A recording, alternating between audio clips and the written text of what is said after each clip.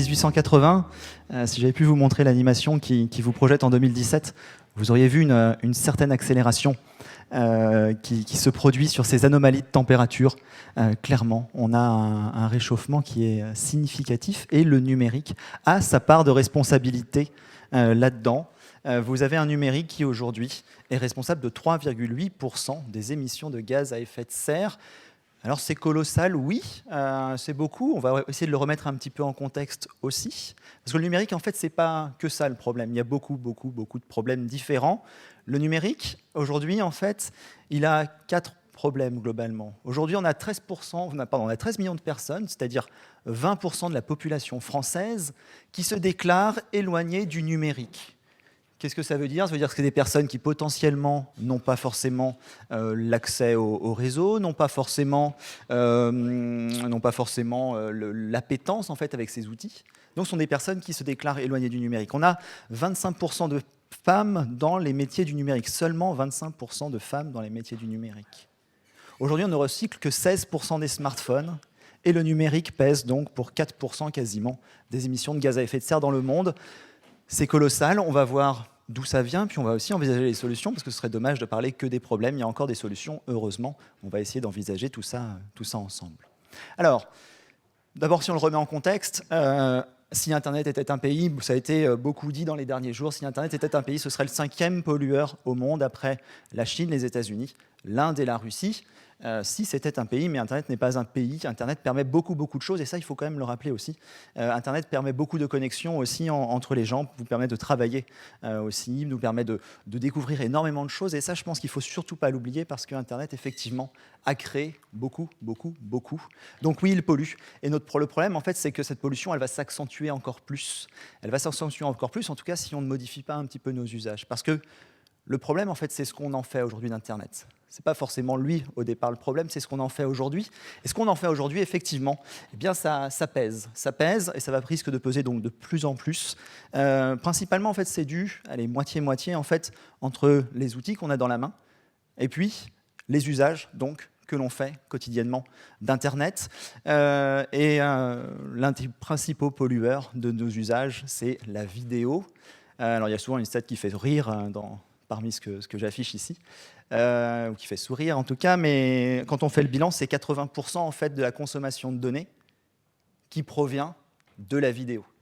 Donc 80% en fait de ce qu'on fait sur Internet, de ce qu'on consomme en termes de données, c'est la vidéo. 20% c'est le reste.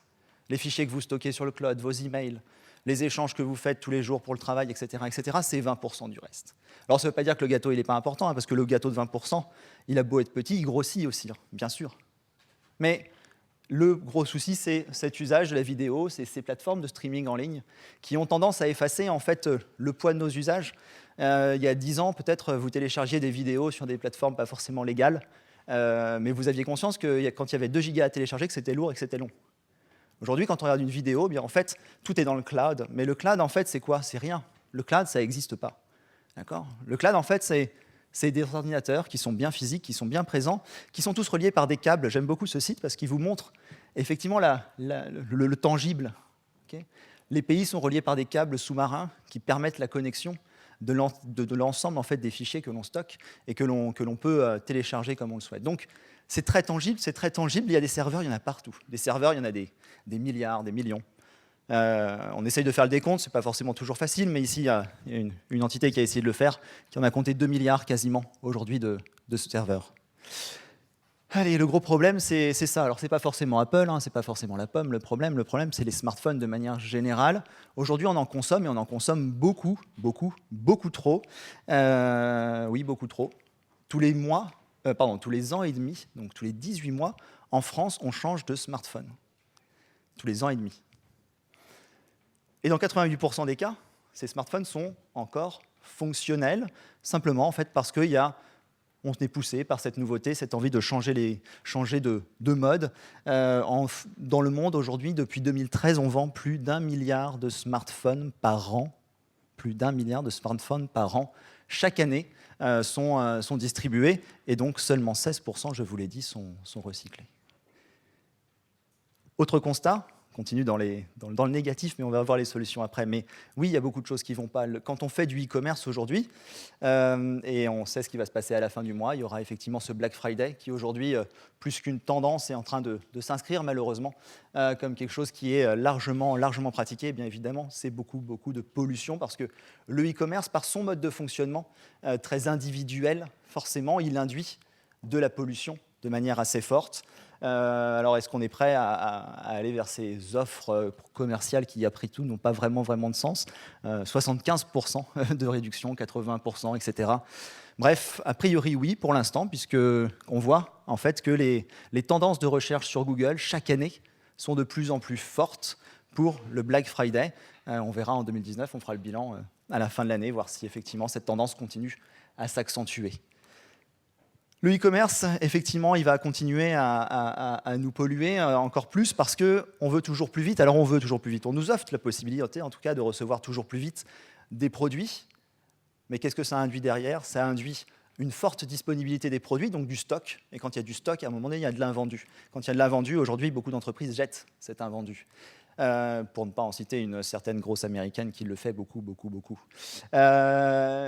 Et oui. Donc on a des livraisons qui sont très rapides. On a également des livreurs qui sont sous pression. Ça aussi, on y reviendra juste après.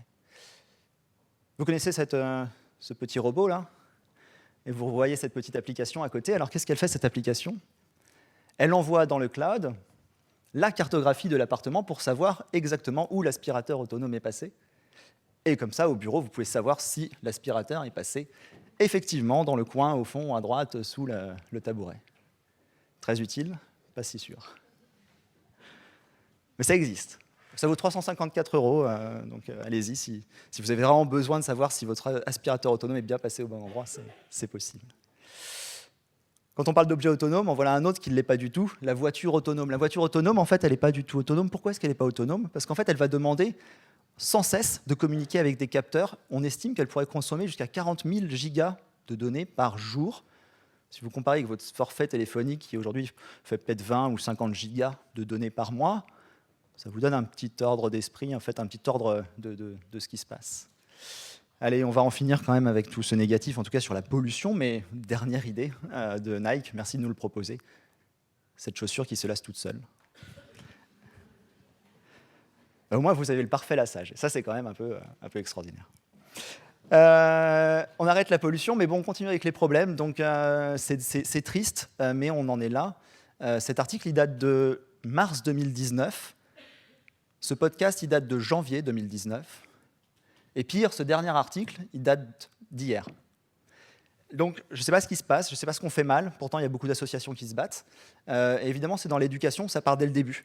Ce que je dis souvent, c'est sur les coding goûtés à Nantes, par exemple, on est obligé de mettre en place des quotas parce que si on veut qu'il y ait autant de filles que de garçons qui s'inscrivent aux ateliers, il faut mettre en place des quotas. Eh bien, je crois que ça, c'est bien qu'ils le fassent, parce qu'effectivement, il faut se battre pour ça. Mais ça veut dire que, oui, en tant que parent, il y a sans doute des parents ici, il faut inciter les filles, vos filles à aller dans les métiers de la tech, parce qu'un numérique qui serait pensé que par des hommes, ce serait une catastrophe. J'en suis assez sûr. Donc oui, s'il vous plaît, faisons en sorte, et en entreprise, faisons en sorte que les femmes également qui travaillent dans le numérique aient leur place. Mais voilà, quand on lit des choses comme la féminisation des métiers de la tech et du numérique est en panne, c'est triste. Donc il faut que ça bouge. Alors, c'était mal parti, moi j'accuse encore Apple, décidément. Pourtant, j'ai un iPhone, mais bref. Bon, donc chacun son Apple, a priori. Mesdames, les pommes à découper, et donc monsieur, la comptabilité. C'est beaucoup mieux.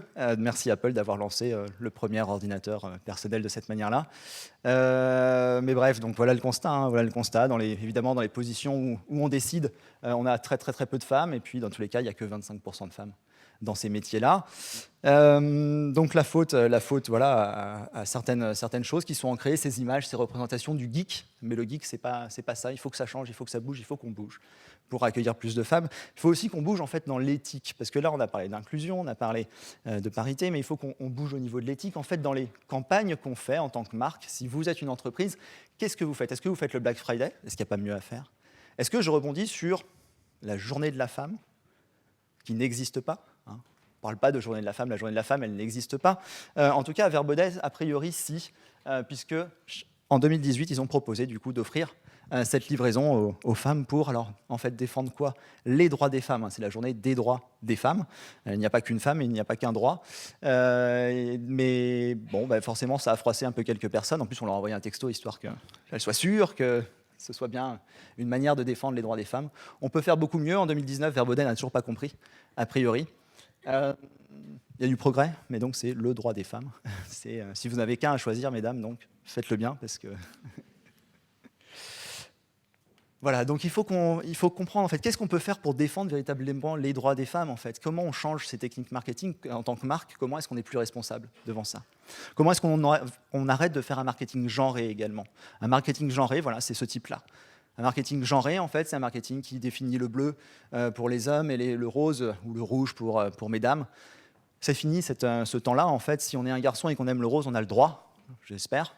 Et puis, ce monde binaire n'existe plus non plus.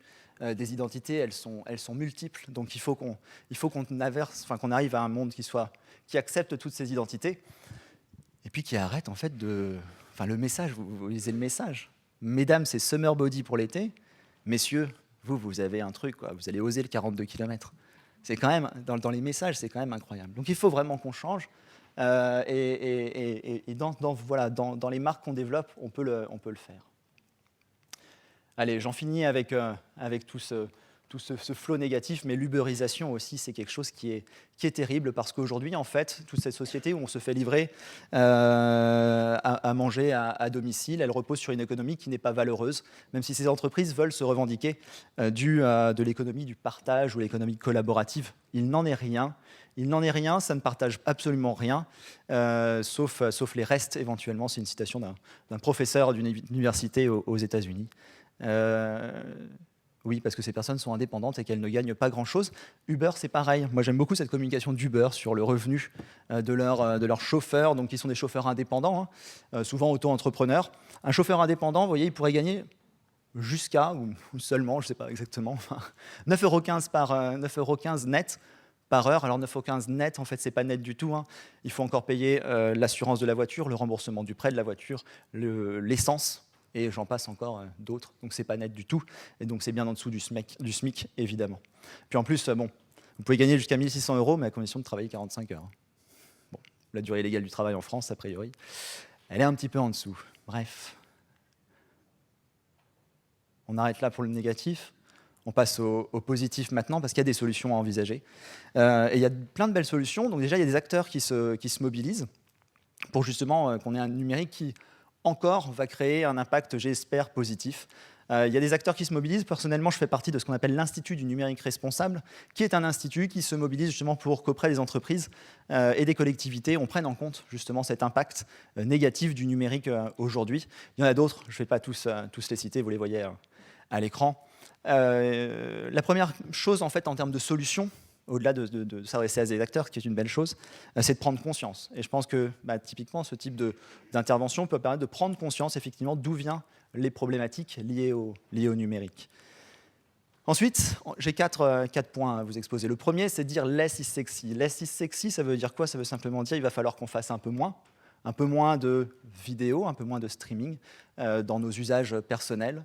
Demain, quand on va concevoir, et on sait qu'il y a déjà des acteurs qui le font, quand on conçoit un site internet, quand on conçoit une application, eh bien, il faudra peut-être la penser un peu moins, avec un peu moins de fonctionnalités. On estime que quasiment la moitié des fonctionnalités qui sont présentes sur des sites internet, sur des applications, etc., ne sont pas utilisées. La moitié des applications. Si on diminue le nombre de fonctionnalités, eh bien, on va diminuer évidemment le poids en fait, de ces outils informatiques qui sont colossaux et qui sont de plus en plus importants. Si vous démarrez votre activité, si vous avez votre activité, adressez-vous à des hébergeurs qui ont une politique green forte. Vos données sont hébergées quelque part en tant qu'entreprise. Il y a des hébergeurs comme Infomaniac, qui est un hébergeur suisse. Ça fait 15 ans qu'il est engagé là-dedans, ou 10 ou 15 ans qu'ils sont engagés là-dedans. Ils ont une vraie politique pour diminuer l'impact énergétique de leurs serveurs. Il va falloir qu'on diminue aussi du coup, la flotte de mobiles, d'ordinateurs, qu'on cherche comment est-ce qu'on peut les recycler. C'est possible d'utiliser des Fairphone, par exemple, cette marque qui essaye de proposer un téléphone 100% réparable, Vous pouvez aussi vous adresser à Common, par exemple. Common, c'est une entreprise assez jolie qui essaye justement de proposer une économie circulaire aux entreprises autour de leur smartphone et autour de leur ordinateur. Deuxième point, green is sexy. Green is sexy, pourquoi? Pourquoi? Eh bien parce que simplement, en fait, aujourd'hui, communiquer sur le vert, ça fonctionne. Si vous n'y croyez pas, allez-y au moins pour ça, parce que ça fonctionne. Et c'est vrai. Et puis demain, j'espère que ça vous transformera aussi. Mais si vous êtes là, c'est qu'à mon avis, vous êtes déjà sensible. Patagonia, ça fait pareil, 10-15 ans qu'ils sont dans cette démarche et ils communiquent de manière très très forte sur justement ce en quoi ils croient. Et ils croient à beaucoup de choses. Et justement, en fait, c'est pour ça que c'est une entreprise activiste. Regardez le marketing de Patagonia, c'est très inspirant. Il y a des entreprises qui bougent. Eram, par exemple, vous l'avez sans doute suivi, cette chaussure, cette marque de chaussures qu'il lance s'appelle Cécile, 100% recyclable, made in France. Voilà, on bouge, on va vers plus de green. Le Green Friday également. Il y a des collectifs aujourd'hui d'entreprises qui disent « nous, on ne veut plus faire le Black Friday ». Ça ne veut pas dire qu'on ne veut plus parler de nous, mais on va parler différemment. On est conscient qu'il y a un buzz autour du Black Friday, on va en profiter pour le faire aussi, mais par contre, on va proposer autre chose. On va montrer autre chose de notre marque. On ne va pas forcément proposer de consommer sur cette journée-là. Et on va faire donc différemment. Et puis, dans ce Green is sexy, bien oui, c'est une réalité. En fait, si demain, vous voulez être encore une entreprise qui est attractive auprès des étudiants, il va falloir changer. Parce qu'aujourd'hui, il y a 30 000 étudiants qui ont déjà signé ce manifeste pour dire « nous, demain, auprès des entreprises qui ne voudront pas prendre en compte l'impact environnemental dans leur business model, on n'ira plus les voir. » C'est une déclaration d'intention, mais c'est déjà un début. Et puis ça marche aussi aujourd'hui, ils ont développé également le réveiller son employeur, j'aime bien. Donc si vous êtes dans cette situation, allez-y, il y a toute une méthode pour essayer de réveiller votre employeur sur ces sujets-là. Troisième point, FX is sexy. Oui, FX is sexy. L'éthique, effectivement, ça fonctionne. Vous voyez, Yuka, vous utilisez sans doute cette application qui permet de scanner les produits et de savoir si un produit est bon ou moins bon. Ça fait bouger des marques comme Intermarché qui repensent les recettes de ces produits. Quel cosmétique, qui est une application de l'UFC Que Choisir qui permet de vérifier les cosmétiques, ça fait bouger les marques aussi. Et ça fait aussi écho à ça, c'est-à-dire qu'il y a des entreprises qui n'ont rien à cacher, elles ont bien compris qu'il y avait un jeu important autour de ça, et elles peuvent dire, nous en fait il n'y a pas de problème, allez-y scanner nos produits. Vous allez voir qu'on a des produits qui sont beaux et qui sont vertueux. Je voulais mettre des jolies filles et des jolis hommes au milieu de ma présentation. Pour dire que ce marketing-là aussi, c'est pareil, on n'en veut plus forcément. Parce qu'il ne nous ressemble pas. Des hommes sans poils sur le torse. Personnellement, ça ne me ressemble pas. J'imagine qu'il y a plein d'hommes non plus qui sont dans cette situation. Et heureusement, ça bouge. Donc là, je prends en exemple le slip français, qui est une belle marque. Et heureusement, ils bougent. Et ils ont commencé à bouger, et pour le mieux. Voilà, ça change. On a des corps différents, des corps qui nous ressemblent, encore une fois, qui sont présents et qui changent des images que l'on peut voir habituellement. Tant mieux, ce n'est pas encore gagné pour le slip français, mais ça bouge, et ça, c'est bien. Et ça plaît, et ça marche. Les gens, vous le voyez, quand ils réagissent sur Facebook devant ce type de publication, eh bien, ils disent merci, merci, enfin des gens qui nous ressemblent. Ouais. Donc ça fonctionne. Donc oui, éthique, c'est sexy. Il y a une marque que j'aime beaucoup, qui le fait depuis le début, qui est dans son ADN. C'est une petite marque de fringues qui s'appelle Make My Lemonade, qui est une très belle enseigne. Si vous avez l'occasion de les suivre sur les réseaux sociaux, vous verrez que ce marketing qui est inclusif, ils le font à tous les niveaux. Dernier point, quatrième point du coup, slow is sexy. Bah oui, il va falloir qu'on ralentisse parce qu'en fait, tout ce problème aussi de pollution numérique, etc., c'est aussi parce que tout va trop vite, trop de mails. Trop de mails, oui, trop de mails.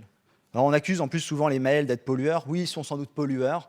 Ils sont surtout pollueurs en fait, ils sont peut-être sans doute pollueurs au niveau environnemental, mais ils sont aussi pollueurs pour nous. On reçoit trop de mails, on envoie trop de mails. Et on demande en plus une réponse instantanée.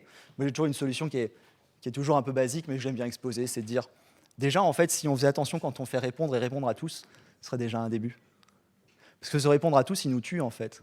On est en copie de mail, on ne sait même pas pourquoi, en fait, on est en copie, mais on les reçoit. Et du coup, il y a de la notif. Donc, ce premier point, voilà, moins de notifications email, moins de notifications tout court, aussi. Comment est-ce que je fais pour être moins pollué, en fait, dans mon champ visuel en permanence de ces notifications qui viennent, j'enlève les notifications. Est-ce que j'ai besoin d'être notifié en permanence? Sans doute pas. Et ça, c'est un vrai gain pour soi et c'est aussi un petit gain pour l'environnement parce que toutes ces notifications, évidemment, elles transitent par des serveurs, etc. Donc, j'essaye de me laisser faire de ça et je vais aller aussi beaucoup mieux. La déconnexion, ce sera le dernier point. La déconnexion, c'est un très joli, très joli également parcours pour justement à un moment donné arrêter avec tout ce numérique qui fait des belles choses, mais aussi qui nous occupe beaucoup trop, sans doute. Se reconnecter à chacun, à soi, à la société, créer un numérique effectivement qui permet d'être mieux ensemble et pas forcément chacun de son côté, c'est aussi un véritable enjeu. La déconnexion fait partie de ça. Donc je crois qu'on a beaucoup à faire en fait, pour aller vers ces éléments qui vont nous rendre un numérique plus sobre. Parce qu'aujourd'hui, en fait, Netflix vient de développer une fonctionnalité qui est assez extraordinaire, et ce sera ma dernière slide. Vous la connaissez, cette fonctionnalité ? Vous allez pouvoir accélérer le contenu maintenant sur Netflix. Donc, on parlait de binger du contenu en regardant plein de séries. Voilà, maintenant, on va pouvoir encore aller plus loin. Hein, on ne sait pas exactement. Voilà, quand un passage sera un peu ennuyeux, on pourra accélérer, histoire de regarder à vitesse 1,25, comme ça on pourra passer plus rapidement à l'épisode suivant. Il faut qu'on lutte contre ça aussi, en fait. Quel est l'intérêt de ça ? Apprécions ce qu'on regarde, apprécions ces films, apprécions un petit peu plus de lenteur pour revenir du coup à un numérique plus sobre. C'est tout ce qu'on peut se souhaiter pour une meilleure société et une planète qui le vivra bien mieux également. Merci.